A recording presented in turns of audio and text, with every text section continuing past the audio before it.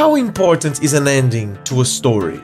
I tell you, it's way too important. As humans, we don't have a very good memory. We pinpoint what we want to remember, and usually the last chapter is the one that sticks. I can understand people that hate on a good story just because of a bad ending, but I don't necessarily agree with that. There are a lot of mangas that are very dear to me, even having horrible endings. The mangas that I will mention on this video had some kind of impact on me. Not necessarily good, but they at least piqued my interest while reading them. Today, we'll talk about famous mangas that had astronomically bad endings. Oh, and just remember that all of this is basically my opinion. So you are wrong if you disagree, but we can still be friends at the end of the day. So let's start this the Mango Taco way. Let's go!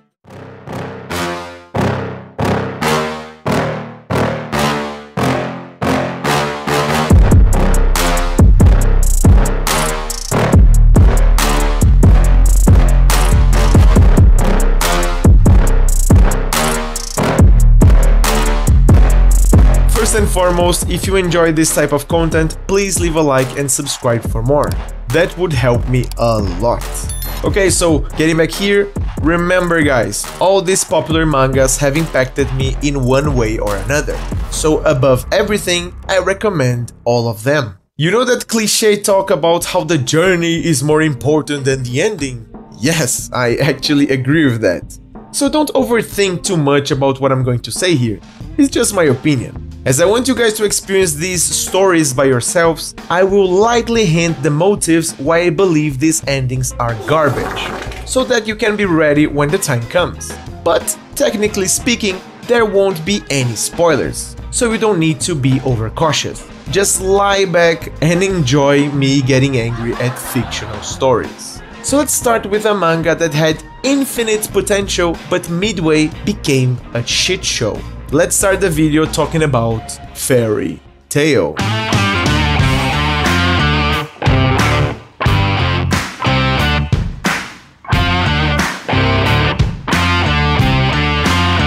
This is a manga that, at the same time that is very dear to me, makes my blood boil every time I talk about it. Fairy Tail is an action-packed manga set in a world where magic is commonplace, and powerful guilds of wizards take on dangerous quests. The story follows Lucy Heartfilia, a young celestial wizard who joins the famous Fairy Tail Guild.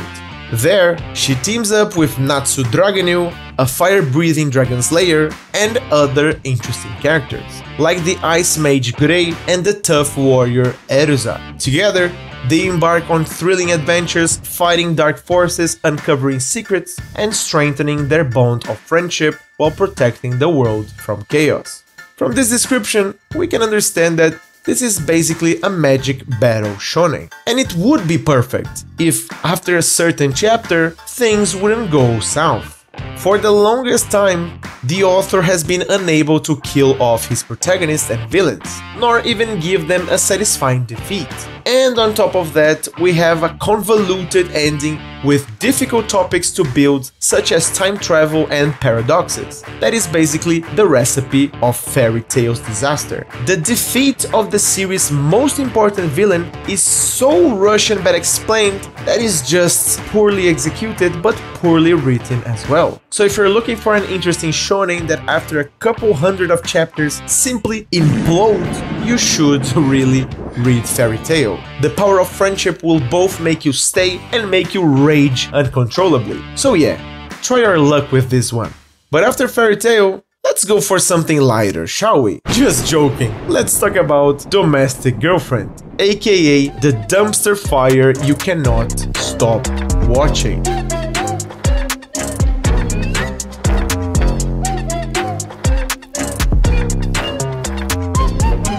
The premise goes a little bit like this. Natsuo Fuji is hopelessly in love with his teacher, Hina Tachibana. Trying to move on, he agrees to a mixer. There he meets an odd girl, Rui, who invites him to sneak out. She takes him to her house and asks him to do it with her. Natsu, a little bit confused and frustrated that his love will not bear fruit anyway, loses his virginity on that day. Literally, the next day, Natsuo's dad tells him that he wants to remarry and his prospective partner is coming to their house that evening. As the door swings open, Natsuo is taken aback to discover that the woman his father plans to marry has 2 daughters. His longtime crush, Hina, and her younger sister, Rui, who he just lost his virginity to. Okay, so just from this premise, you already know that shit will go down. And don't get me wrong, the plot and drama are pretty engaging actually. But as the story develops, something just doesn't feel right. I like that the characters in this series are very human. They make a lot of mistakes that normal people would actually make. But the real problem to me is in the last third of the story. We have this mix of what the hell is going on with how the hell this is going on. Like the characters get unrecognizable at the end. The author develops the characters, but by the end of it, it feels like she throws all the effort out of the window. To me, she crushes a very interesting character that is Hina. Basically, Natsuo by the end, in my opinion, gets together with the wrong girl. And I'm not complaining because I just like one more than the other. But after 200 plus chapters, you can clearly see that the story takes weird turns. The author tried very hard to give a good ending to everybody, but it just leaves you with a sour aftertaste. Well, this piece proved itself as really being a dumpster fire that you cannot stop reading it. Very entertaining, but very controversial. Okay, so a lot of drama in the room, right? Let's now focus a little bit more in the action, with a very invigorating manga that has one of the most disappointing endings ever. Let's talk a bit about Sun-Ken Rock.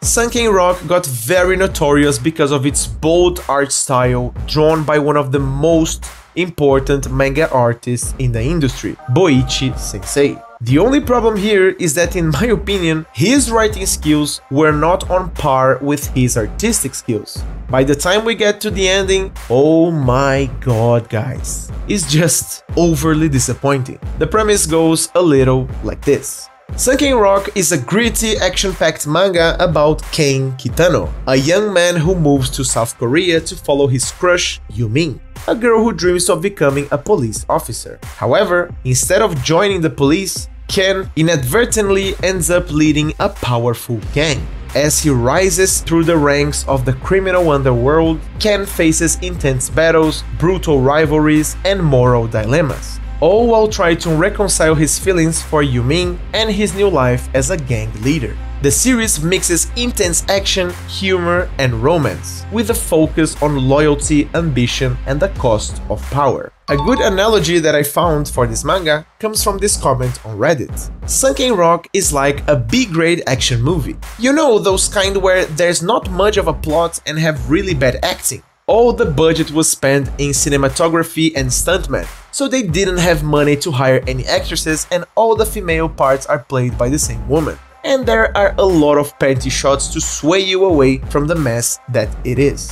Well, that's pretty sad, but that is very true. Sun-Ken Rock is the type of manga that you'll read because of the insane top quality of the art. And maybe because you want to laugh a little bit. Cause plot-wise, the manga is pretty okay until halfway. What started off as a super interesting mafia/gang manga becomes a mess of a story with no coherent plot or tone and full of needless scenes. I'm particularly mad at the way it portrays its female characters. Pretty much all the girls introduced either get abused, fall for the protagonist, or just get tortured for no reason whatsoever. What makes people stick around is pretty much the art.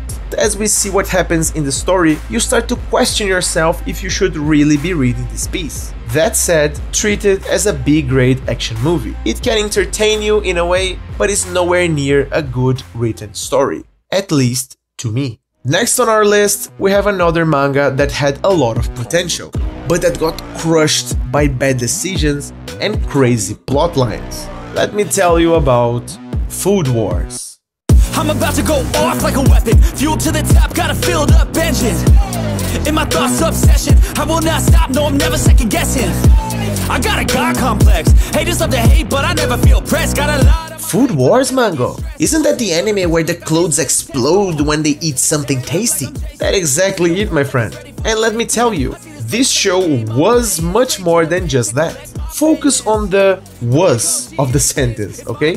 Food Wars follows Soma Yukihira, a talented young chef with dreams of surpassing his father's culinary skills. That is basically the Omega Gordon Ramsay of this universe. Soma enrolls in Totsuki Culinary Academy, an elite cooking school known for its high standards and intense food wars, which are basically cooking duels where chefs battle to create the best dish. At Totsuki, Soma faces fierce competition from prodigious chefs, tackling outrageous cooking challenges and honing his skills, all while striving to claim the top spot. The series blends high-energy cooking battles with mouth-watering food, humor, and personal growth. This one here is a low blow, cause as you read this story that at first is mainly fueled by cooking battles and personal growth, it looks like the author really forgets the point. Suddenly the author takes weird plot turns that shift completely from the premise, like out of nowhere,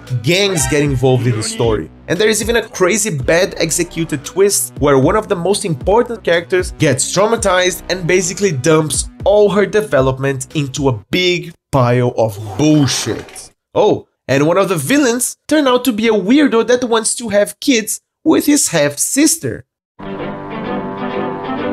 Oh, fuck. I can't believe you've done this. Yes. That said, the journey is fun.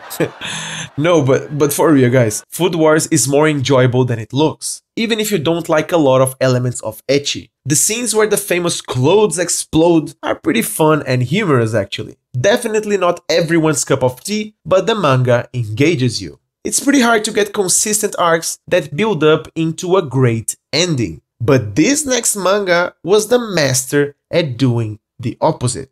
This one was on the top of the world with its first arc, but after that, it went downhill, like really downhill. The next manga I want to talk about is The Promised Neverland.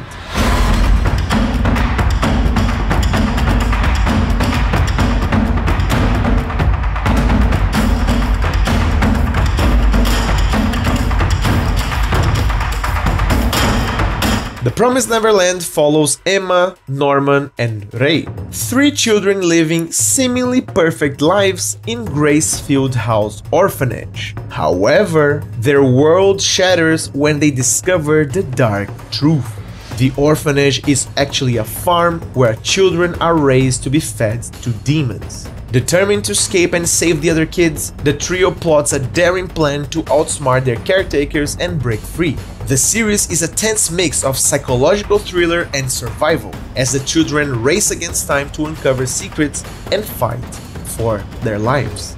Whoa, so the premise sounds amazing, right? That's because it is amazing. The only problem is what happens after the kids get to escape the orphanage. You could even say that this is the main objective, so you would feel like, whoa, they escaped, the story is going to end, right? Wrong! The big hook for this series was the tense psychological battles. And when they are now in the larger world, how would you possibly repeat that? The answer of turning the series into an above-average battle shonen felt incredibly weak, and by the end of it, it wasn't even above average. Some people say that the kids should have never escaped, but man, how would that even work? The author went really hard with the first couple of volumes, but the series gets so bad that it isn't interesting to talk about it. So I highly suggest you to read the first two arcs. And after that, you are all by yourself, cause it gets boring. And lastly, I want to dishonor mention a couple of mangas that should be on this list, but that I didn't want to stretch the video any longer to mention them. Again, these famous mangas had their impact on me, but they get very underwhelming endings. So simply reading them for the journey is an option. We have Naruto, Demon Slayer, Boku no Hero, Beastars, Tokyo Ghoul, and Usagi Drop. This last one is, man, kinda disgusting, which is very surprising. By the way, I focus on delivering popular/famous mangas. So of course there are 100 more mangas that have bad conclusions. But maybe one day we'll talk more about this topic. If you agree or disagree with anything I said, feel free to comment about it. I would love to read your opinions. And that's it for today, guys. Thanks a lot for watching. Leave a like and subscribe for more.